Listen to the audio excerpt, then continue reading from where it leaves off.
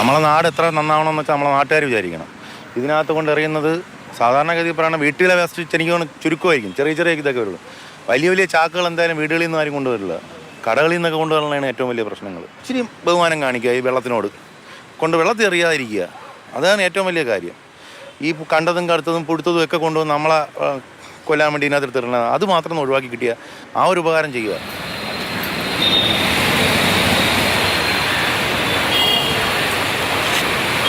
ബിയറുപ്പി ചാക്കി കെട്ടിയാണ് കൊണ്ട് തള്ളുന്നത്.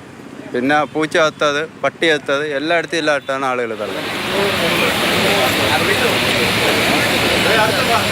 ഞാൻ നേരിട്ട് കണ്ടിട്ടുണ്ട് ഇത് ഈ വേസ്റ്റ് അവിടെ കൊണ്ട് കളയുന്നത്. അതായത് രാത്രി ഞങ്ങൾ നൈറ്റ് ഡ്യൂട്ടിക്ക് എടുത്തിട്ട് രാവിലെ ഞങ്ങൾ ഓഫീസ് ഡ്യൂട്ടി കഴിഞ്ഞ് പോകുന്ന സമയത്ത് ഓട്ടോ സൈഡോടെ ആ ബാക്കിൽ ജംഗ്ഷനിലെ വർക്ക്ഷോപ്പിൻ്റെ സൈഡിലെല്ലാം കൊണ്ടിട്ടിട്ട് ബാരൽ കണക്കാണ്, നീല ബാരൽ കണക്ക് ഫുഡ് വേസ്റ്റ് അത് ഇതെല്ലാം കൊണ്ട് തള്ളുന്നു.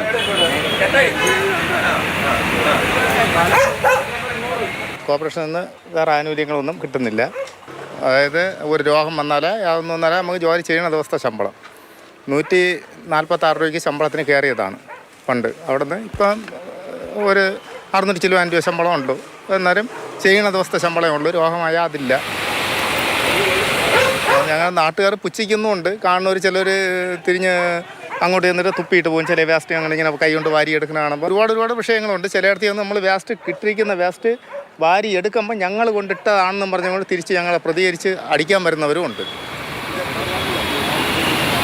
കയ്യുറ, ബാക്കി മാസ്ക് ഇതൊക്കെ ധരിച്ച് സൂക്ഷിച്ച് ഇറങ്ങാൻ നമ്മൾ HIമാർ, നമ്മൾ തിരുവനന്തപുരം സോണിലെ HI ഞങ്ങൾക്ക് നല്ല നിർദ്ദേശം തന്നിട്ടുണ്ട്. ജോയി മരണപ്പെട്ടതുപോലെ ആണ് ഞങ്ങളെ അവസ്ഥ. ഞങ്ങൾക്ക് എന്തെങ്കിലും സംഭവിച്ചു പോയാൽ വേറെ ഒരു ആനുകൂല്യങ്ങളോ ഒന്നുമില്ല. അത് പോയിട്ട് ഞങ്ങൾക്ക് അങ്ങനെ 2-3 പേര് മരണപ്പെടുകയുണ്ടായി. അവർക്കൊന്നും സർക്കാരിൽ നിന്ന് കോർപ്പറേഷനിൽ നിന്ന് ഒരു ആനുകൂല്യം കിട്ടിയിട്ടില്ല. അവർക്ക് കിട്ടിയിട്ടുള്ളതെന്ന് പറഞ്ഞാൽ തൊഴിലാളികളിൽ നിന്നും പിരിച്ചു കൊടുക്കുന്ന രൂപ മാത്രമേ അവരുടെ കയ്യിൽ കിട്ടിയിട്ടുള്ളൂ. കോടതി ഒരു വിധി വന്ന് അതിൽ നമുക്ക് അനുകൂലമായ ഒരു അവസ്ഥ കിട്ടുമെന്നുള്ള പ്രതീക്ഷയോടും കൂടി ഞങ്ങൾ നിൽക്കുകയാണ്. സ്ഥിരപ്പെടുത്തണമെന്നും പറഞ്ഞ് അത് കിട്ടിയാൽ ഞങ്ങളെ കുടുംബം രക്ഷപ്പെട്ടു പോകും. നമ്മൾ ഓരോരുത്തരും പുറത്തേക്ക് വലിച്ചെറിയുന്ന മാലിന്യങ്ങളാണ് ഇവർ നീക്കം ചെയ്യുന്നത്. മാലിന്യങ്ങൾ വലിച്ചെറിയാൻ നിൽക്കുന്നവർ ഇവരുടെ മുഖം കൂടി ഓർക്കണം. ഇവരും മനുഷ്യരാണ്.